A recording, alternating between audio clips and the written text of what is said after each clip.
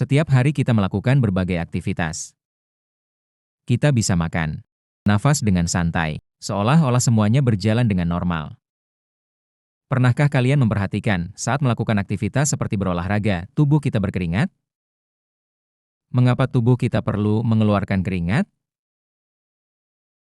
Saat kita bernafas, tubuh memerlukan oksigen. Namun ternyata, tubuh juga perlu membuang sesuatu. Apa yang sebenarnya dikeluarkan tubuh saat bernafas?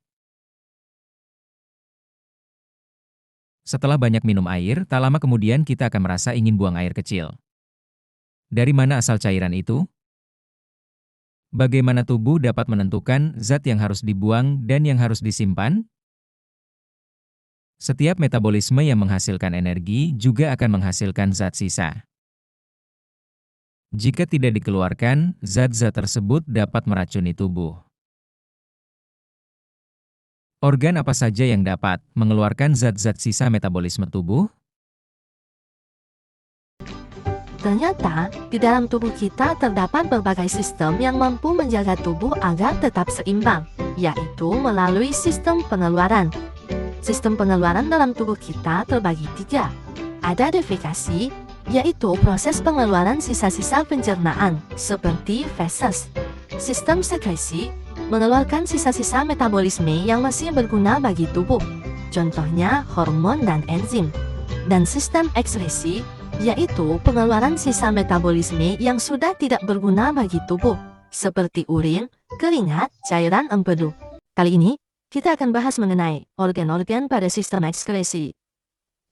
Organ zat sisa yang tidak diperlukan oleh tubuh seperti urin, keringat, gas, karbon dioksida, urea, asam urat, dan bilirubin. Zat sisa tersebut harus dikeluarkan karena apabila menumpuk dalam tubuh menimbulkan penyakit, bahkan kematian. Oleh karena itu, ada sistem ekskresi yang akan bertugas melakukan peran tersebut.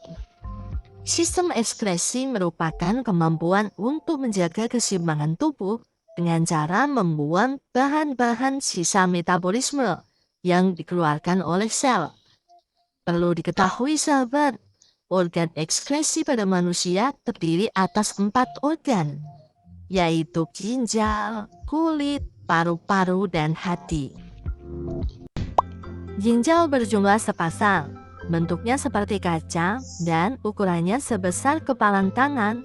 Fungsi utama ginjal adalah menyaring darah yang masih bercampur dengan zat-zat sisa metabolisme atau sampah tadi. Dari proses itu akan dihasilkan urin atau air kencing. Ginjal tersusun dari korteks, medula, dan pelvis ginjal. Pada bagian korteks dan sebagian masuk ke medula, ada jutaan nefron. Apa sih nefron itu? Nefron adalah unit struktural dan fungsional terkecil dari ginjal. Nefron terdiri dari glomerulus dan kapsula Bowman, tubulus contortus proximal atau TKP, lengkung Henle, tubulus contortus distal atau TKD, dan ductus collectivus. Proses ginjal menghasilkan urin meliputi 3 tahapan, yaitu filtrasi, reabsorpsi, dan augmentasi. Yang kedua ada organ kulit. Kulit merupakan organ ekskresi yang mengeluarkan bahan yang hampir sama dengan ginjal, yakni sampah nitrogen berupa urea dalam bentuk keringat. Kulit terdiri dari 3 lapisan. Lapisan paling luar adalah epidermis. Pada epidermis terdapat pori-pori kulit untuk keluarnya keringat. Selain itu, ada juga lapisan yang menghasilkan pigmen melanin. Pigmen ini yang menyebabkan warna pada kulit, sekaligus melindungi kulit dari radiasi sinar ultraviolet. Lapisan kedua pada kulit adalah dermis.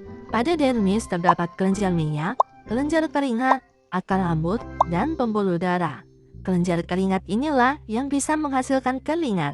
Lapisan paling bawah dari kulit adalah hipodermis yang banyak mengandung lemak. Yang ketiga adalah paru-paru.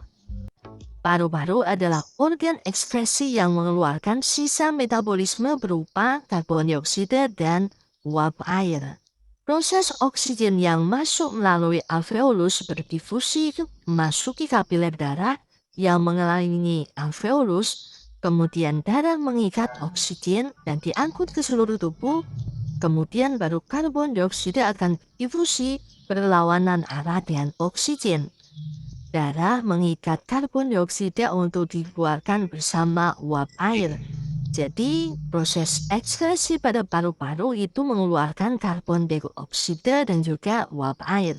4 adalah hati. Hati merupakan organ ekskresi yang memiliki kemampuan untuk menetralisir racun dan menghasilkan getah empedu. Hati memiliki peran dalam mengubah amonia menjadi urea, yang nantinya akan dibuang melalui kulit dan ginjal. Ginjal, kulit hati, dan paru-paru bekerja sama menjaga keseimbangan tubuh. Namun, bagaimana struktur masing-masing organ memungkinkan mereka menjalankan fungsi tersebut?